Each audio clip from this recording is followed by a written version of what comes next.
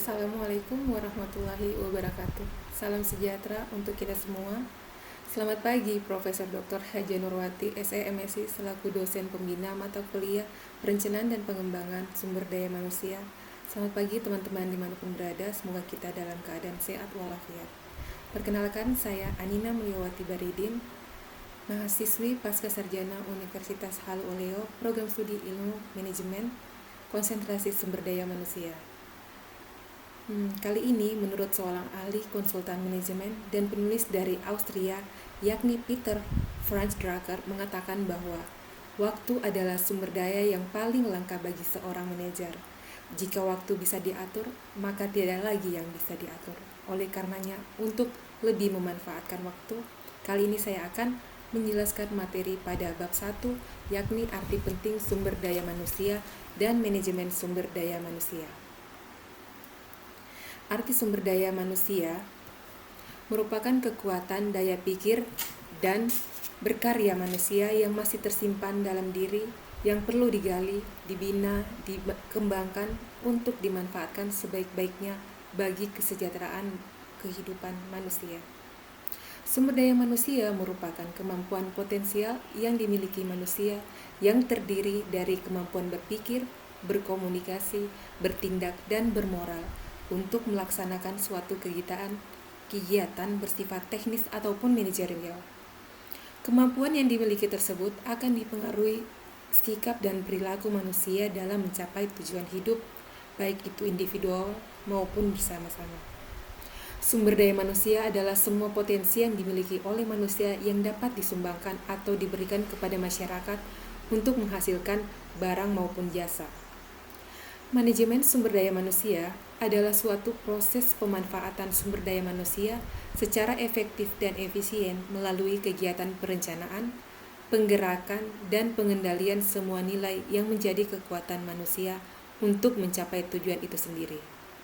Manajemen sumber daya manusia adalah proses pendayagunaan manusia sebagai tenaga kerja secara manusiawi agar semua potensi fisik dan psikis yang dimiliki berfungsi secara maksimal untuk mencapai tujuan. Manajemen sumber daya manusia adalah pengelolaan pemanfaatan individu-individu. Menurut Barry Castaway, manajemen sumber daya manusia sebagai rangkaian strategi, proses, dan aktivitas yang didesain untuk menunjang tujuan perusahaan dengan cara mengintegrasikan kebutuhan perusahaan dan individu.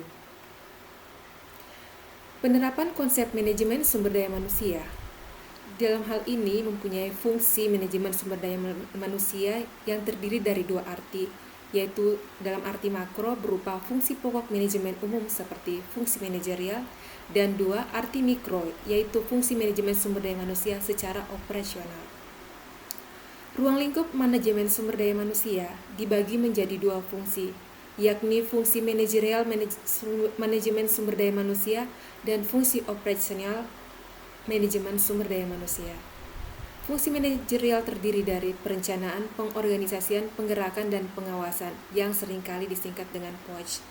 Sedangkan fungsi operasional manajemen sumber daya manusia meliputi pengadaan, yaitu perencanaan SDM, penarikan, seleksi SDM, penempatan dan orientasi. 2. Pengembangan, dalam hal ini peningkatan keterampilan, pengetahuan, dan sikap melalui pendidikan dan pelatihan. Ketiga, pemberian kompensasi, yakni fungsi balas jasa, pemberian penghargaan langsung maupun tak langsung dalam bentuk materi maupun non-material yang adil dan layak bagi pegawai atas kontribusi mereka untuk mencapai tujuan perusahaan. Berikutnya, pengintegrasian pegawai. Di sini perusahaan perlu memahami perasaan dan sikap pegawai untuk menjadi bahan pertimbangan dalam pengambilan keputusan ataupun kebijakan terkait masalah sumber daya manusia, seperti keluhan, tuntutan, tindakan disiplin, unjuk rasa, pemogokan, sabotase, dan lain sebagainya. Berikutnya, pemeliharaan pegawai. Berkaitan dengan usaha mempertahankan kesinambungan dan keadaan yang telah dicapai melalui fungsi sebelumnya.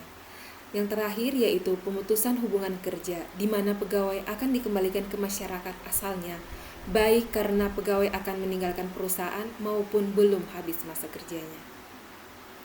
Berikutnya, tujuan manajemen sumber daya manusia. Tujuan manajemen sumber daya manusia antara satu organisasi perusahaan dan organisasi lain tergantung dari perkembangan organisasi itu sendiri. Adapun yang menjadi tujuan akhir manajemen sumber daya manusia di sini antara lain, yang pertama peningkatan efisiensi, kedua peningkatan efektivitas, ketiga peningkatan produktivitas, keempat rendahnya tingkat perpindahan pegawai, kelima rendahnya tingkat absensi, keenam tingginya kepuasan kerja pegawai, ketujuh tingginya kualitas pelayanan, delapan rendahnya komplain dari pelanggan, dan yang terakhir yaitu meningkatnya bisnis perusahaan. Adapun pendekatan manajemen sumber daya manusia dalam manajemen sumber daya manusia itu sendiri ada 5, yaitu pendekatan strategis. Artinya, manajemen sumber daya manusia harus memberi andil atas keberhasilan strategis perusahaan. Kedua, manajemen sumber daya manusia. Artinya, manajemen sumber daya manusia di sini merupakan manajemen yang mengurus manusia, penting dan martabatnya tidak boleh diabaikan. Ketiga, pendekatan manajemen. Artinya, manajemen sumber daya manusia merupakan tanggung jawab setiap manajer. Keempat, pendekatan sistem. Artinya, manajemen sumber daya manusia berlangsung dalam sistem yang lebih besar. Yang terakhir yaitu pendekatan proaktif, manajemen sumber daya manusia, yang dimana bisa meningkatkan andil atas pegawai dan organisasi dengan mengantisipasi berbagai masalah. Demikian pembahasan yang saya bisa tampilkan hari ini. Adapun kekurangan daripada pembahasan kali ini, kita dapat lanjutkan kepada presentase saya berikutnya. Terima kasih. Wassalamualaikum warahmatullahi wabarakatuh.